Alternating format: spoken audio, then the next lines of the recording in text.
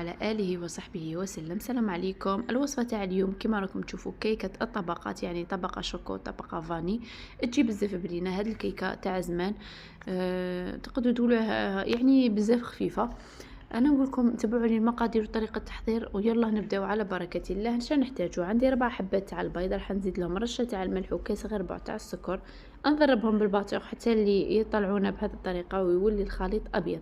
نزيد عليهم كاس غير ربع تاع الزيت على شكل خيط يا البنات، ما تضيفوش دفعه واحده، نزيدها عليهم على شكل خيط وانا نخلط بالباطيخ.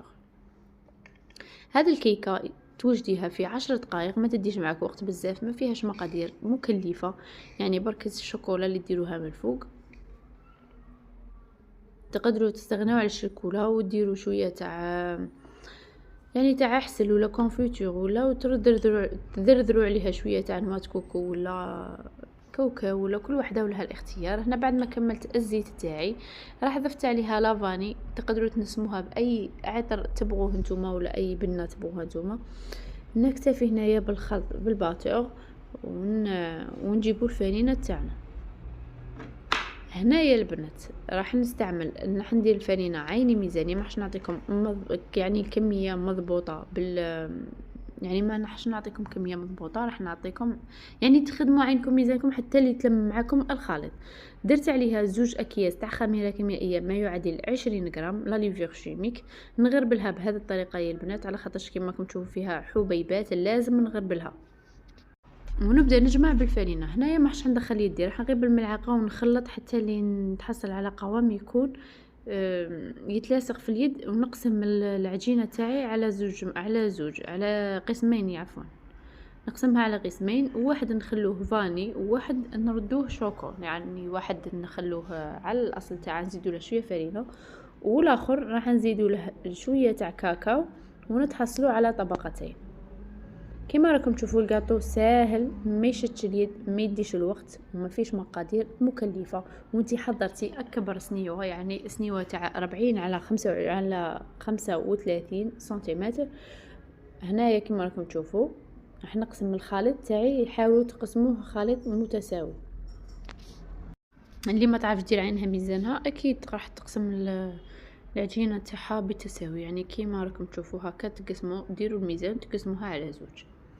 هنايا هذا الخليط الاول اللي راح نخلوه على شكل يعني نخلوه بذوق فاني، راح نزيد له شويه تاع فرينه ونجمعه. والخليط الثاني راح نزيد له 2 مغارف و2 مغارف تاع كاكاو حتى 3 ملاعق. انا درت الملعقه صغيره تاع القهوه ونزيد عليه شويه تاع الفرينه ونبدا نجمع حتى اللي تشكل عندي عجينه طريه، ويعني هي طريه لكن ما تكونش ناشفه بزاف، ما تلصق في اليد، ما تكون ناشفه بزاف.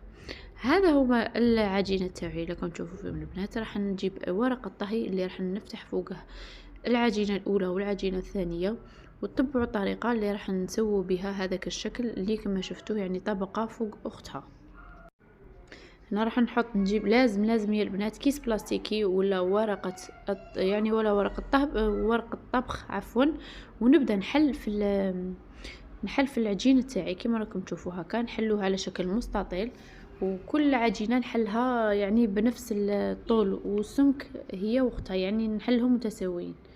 هنايا حليت الاولى، راح نحل الثانيه اللي بذوق الشوكولا، ونديرها قلت لكم على حساب الطول والعرض تاع الاولى، يعني الطبقه الاولى، ونديرها فوق اختها كما راكم تشوفوا يا البنات. يعني هذه الحلوى اساسا يعني شفتها راهي بكثرة في الفيسبوك، شفتها يعني لوحد الدرجة راهم يطبقوها، سيرتو القنوات المصرية والسورية، يعني راهي دايرة ضجة عندهم.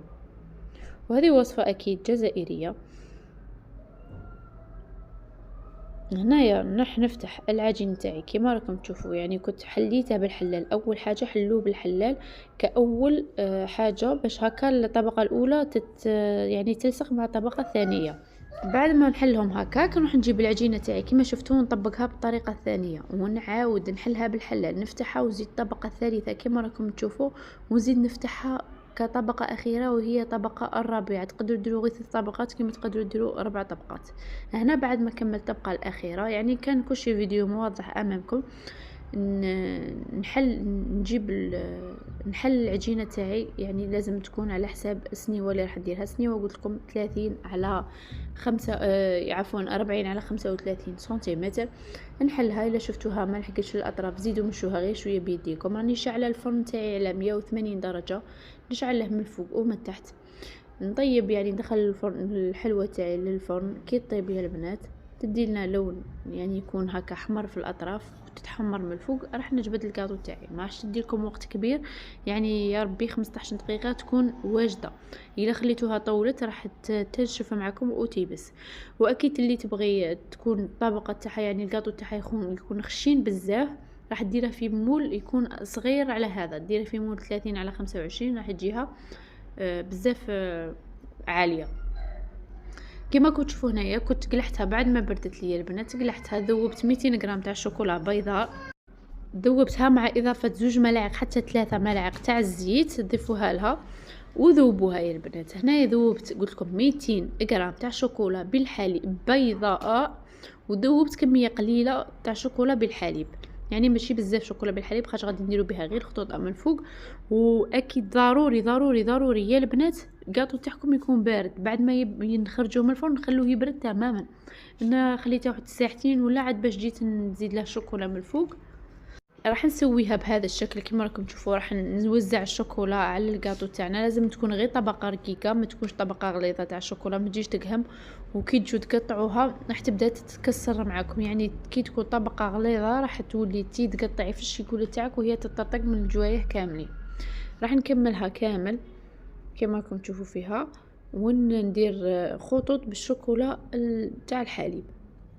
هنا حاجه واحده اخرى يا البنات، من ذاك نديرو كاطو وخلوه ينشف تم كي ينشف باش نقطعوه.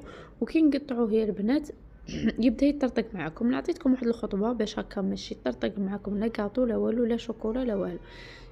كي مادام الشوكولا هكا وهي حاميه معكم نجيب الموس تاعي ونقطعها الى قطع. نتوما على حساب ما تبغوا تقطعوا الكاطو تاعكم، يا ديروه كاطو يا ديروه يكون مستطيل او مربع ولا كل وحده ولا مثلثات، كل وحده وكيفاش تبغي تقطع الكاطو تاعها. هنا درت انا خطوط عشوائيه وراح نجيب كوردون نبدا يعني نروح ونولي على الكاطو تاعي هكا باش ندير له شكل رخامي.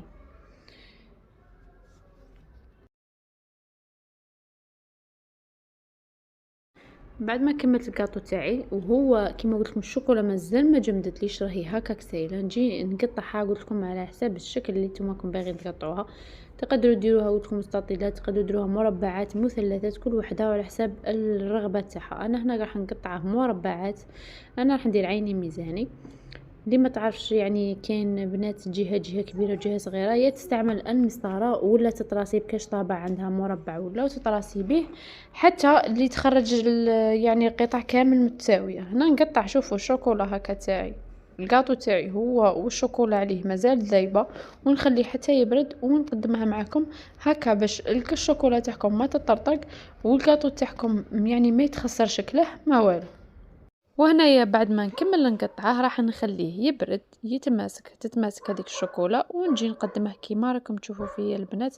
يعني الشكل تاعه راح يقعد كيما هو صراحه يجي يذوب في الفم يجي يتفتت. يعني كيما راكم تشوفوا راني انا نقطع فيه وهو يعني يتفتت في اليد قبل الفم. هذه هي الوصفه تاعي راح تجي يعني يجوا طبقات طبقه مختلفه على اختها. يعني الطبقه البيضاء على طبقه سوداء وتجي كيما هكا. تقدروا تزيدوا في الطبقات يعني قد ما تزيدوا تطووها قد ما يعني تزيد يبانوا لكم طبقات. انا كنت درت غير 3 يا البنات كيما شفتوا. نتوما تقدروا توصلوها حتى 4 طبقات. هنايا انا راح نديرها في صحن التقديم كيما راكم تشوفوا فيها. قطعوها كامل. وطريقه الاحتفاظ راح ديروها في بورتمونجي عادي محكمه الغلق. راح تقعد معاكم يا البنات اش ما تقعد لكم طريه تجي يعني تقعد تذوب في الفم مع هذيك الشوكولا اللي راكم زايدين يعني اللي تكونوا زدتوا لها هذيك الكميه تاع الزيت يعني 2 مغارف حتى 3 مغارف تاع الزيت. راح تجي تذوب ذوبان يعني ما راحش تجي ديك الشوكولا القاصحه اللي كي نجيو ناكلو تطرطق في الفم. لا تجي يعني تجي شويه طريه لكن من توشوها نورمال ناشفه ما تجيش تلصق في اليد. شوفوا لهنا راح نقسمها قدامكم تشوفوا كيفاش جات. انا نقول لكم ان شاء الله تكون عجبتكم الوصفه، واللي عجبتها تبارطاجي الوصفه مع الاحباب والاصدقاء. ما عليا غير نقول لكم خلونا جيم وخلونا تعليق فضلا وليس امرا. نقول لكم نلتقي في فيديو اخر وفرصه اخرى. سلام.